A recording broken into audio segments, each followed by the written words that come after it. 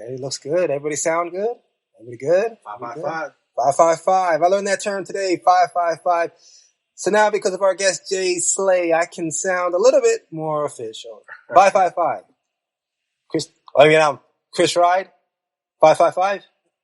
What's up, y'all? How you doing out there? You don't want to wear your earphones? You're good? Oh. What? I'm just asking. Earphones. I'm just saying it would help. You don't have to. Well, we're still democracy in the WASH, at the WASH, on the WASH. Still democracy. We got JaySlay. Oh man, me and JaySlay been talking all week, and I was like, man, I gotta have the homie on the show. I gotta have him on the show so he can bestow the knowledge that he's been filling my ear canals with to the rest of you out there, and it's going to be a treat. Everything okay? You got the right earphones? It's not coming out. What are you doing? Okay, no, don't worry about the earphones. It's okay. Do I need to have them on? No. You're good. I'll tell you. Yeah, you sound good. Everything's good. Okay. So Chris Ryan is not wearing earphones. She's out of uniform, but that's okay. We'll let it go for today. Okay. Man, it's hot. It's hot here. We're not going to give you our exact location in the city of Los Angeles, but it's hot wherever we're at right now. It's a very interesting thing we were talking about. JaySlay, tell the audience a little bit about yourself. Just a little bit. Well, of course, my name's Jay. 30 years old. Is 30 years a millennial? What's 30 years? Is that millennial? I'm 38 years old, man. I'm about to be 39. What's 39? Is 39 a millennial? What's that? I don't know. I'm getting to 40, Okay. So 40. I think that's like I'm in a moment of time where I'm seeing the world for what it is. Okay. It's changing. Okay. Very fast. It is. But one thing, I still see the beauty in it. That's true. I see natural beauty. Natural beauty. Natural beauty. What do you think is naturally beautiful? Tell me. Every single day, the sun coming up, the moon outside, the trees, the birds, animals, and then you see buildings, and artificial stuff. Sometimes just silence, man. Just being in a room, reading a good book. Okay. You find yourself, man, in your little solitude times. Okay. But yeah, man, I grew up, with a lot of good friends, man. Okay. Playing sports. There was some things I didn't want to do when I grew up because of the way my family structures, how it's built. Okay. So I want to stay away from that. But, stuff happens in life. It kind of shifts you in a different direction. What would you say is a major shifting point in your life? Like, I know one of my major shifting points is when I moved from New Jersey. So my whole life sort of shifted. As a major shifting point, I was on my way to becoming a new person rather than the person I was expected to be in a little town in New Jersey where I was born. So what would you say would be one of the major shifts that happened in your life to make the person that you are today? Very easy. July 22nd, 1999, the death of my father. Okay. That was he was kind of like my support. Okay. My friend. Okay. Like my mother. Mm-hmm. Kind of everything. He was everything to me. But, so when he passed on, which you will call the way that he went, it was pretty bad. But, one thing he left me was unconditional love. And he says that whatever happens in life, you're gonna see bumps in the road. Okay. What you gotta do is you gotta just get up and sometimes just sleep on it. It'll be another day the next day. So most of the stuff that he told me, he was an elderly man, man. He was 20 years older than my mother. So you could say when I was born, my oldest brother's 53. Okay. So you can see the big difference of age, Okay.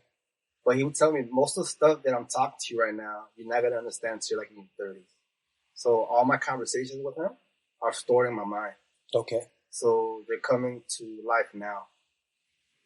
And then, yeah, man, he says whatever you're into, whatever you like, go out there and get it. Think about this for a second, especially with the newer generation. Okay, so you had a father who who is able to tell you that and give you sort of like basic guidelines to life. Man guidelines. What a man gives another man. Old school, yeah. Old school. Tough, but what you would call just. Well, life, it has to be adjustable to life. Life is tough. If somebody gives you easy answers to a tough life, it's almost like they're setting you up for a fall. So the best instruction you're going to get is usually going to be instruction you don't want to hear. Usually going to be instruction that's not going to hit you the best way. But that's how I like it. I even like that now, I know Chris Ride, she talks about her father all the time. He seems like a very great man. Gave her a lot of stalwart advice. And I think the father is very important. And as you see, it seems like society is trying to eliminate the father right now, or the image of the father, right now. And I think, I don't think that's done on accident. I just don't think that's a thing that, hey, you know what? Let's just start getting rid of fatherhood. Okay. Fatherhood is strength. Okay. The mother offers and the father offers. It's yin and yang. A table falls over. It doesn't have all four legs. Okay. Is there a table that doesn't have four legs? Am I right? Could you Google that for me? I'm sure it's probably a table that probably fits that description, maybe like a mocha somewhere. Okay, well, you know what? I seen one. It was kind of triangle shit. A triangular table. But it didn't look too good at the end, though. Hey, listen. There was no room. I'm not putting anything on a triangle table. I'm not putting anything on it, not a glass, not a cup.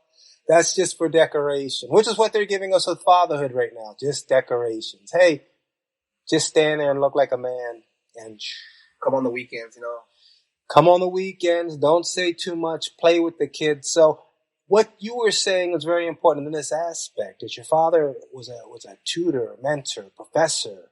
He was actually a master tailor, and that's why, like, growing up, me and him had little issues about. He said, "You gotta be suited up."